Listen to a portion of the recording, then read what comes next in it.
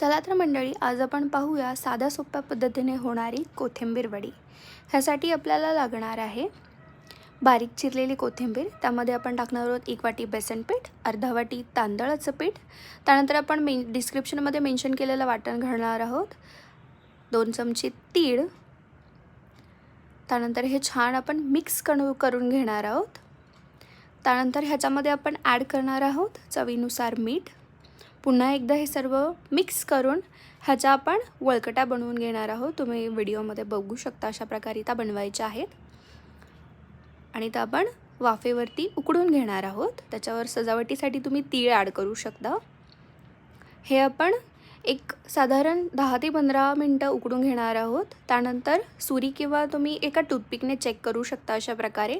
त्यानंतर सुंदर अशा त्याच्या पातळ वड्या कट करून either you can deep fry और तुम्ही डायरेक्टली हा तव्यावरती थोडंसं तेल टाकून भाजून घेऊ शकता। ह्या अतिशय खमंग आणि खुसखुशीत होतात। अशा प्रकारे तुम्ही ह्या तळून घेऊ शकता।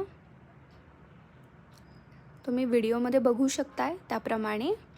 आणि अशा प्रकारे आपल्या ह्या कोथिंबीरीच्या वड्या तयार आहेत।